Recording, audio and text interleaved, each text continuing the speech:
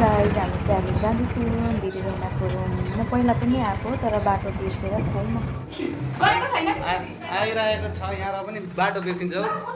के खान्छ खान्छौ?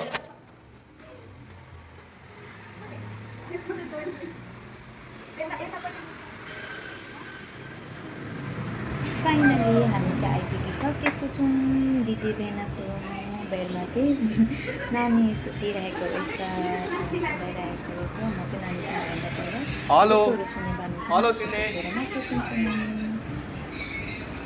हामी चाहिँ आएर पनि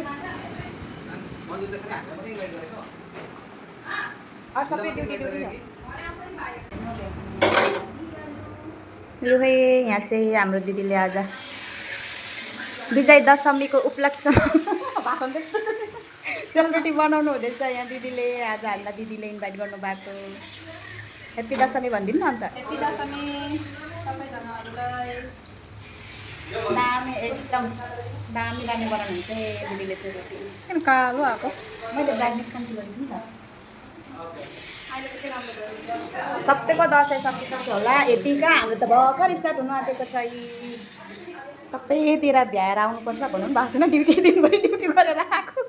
दिदी पनि ड्युटी गएर आउनु भएको। अहिले रेडी गर्नुहुँदैछ। हामी पनि आज उयो पनि भएर हो, गान्धी जयन्ती पनि भएर सबै यहाँ हुनुहुन्छ। उहाँ चाहिँ हुनुहुन्छ आन्टी दिदीको मम्मी। उहाँ घरमा चाहिँ लगाउनु भयो आन्टी अङ्कलहरूले। आप्पा छ ओ बोकेर ल्यायो अर्कोले। यहाँ हुनुहुन्छ आन्टी दिदीको मम्मी हुनुहुन्छ। यहाँ टिकाको लागि रेडी गर्नुहुँदैछ।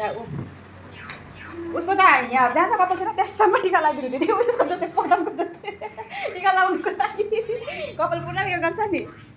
कुकर तानेको अहिले सट्टै खान्छ हो। भयो यहाँ चाहिँ फुलमाला रेडी भइसकेछ। यहाँ झुन्डाइदेऊ न। गाँस्दा हुन्छ, गाँस्दा हुन्छ। त्यो उयो मसिन धागो हो नि। यहाँ उयो गाँस्दा हुन्छ त। धागो हो, धागो गाँस्दा हुन्छ किनकि मसिन धागो हो त। हुन्छ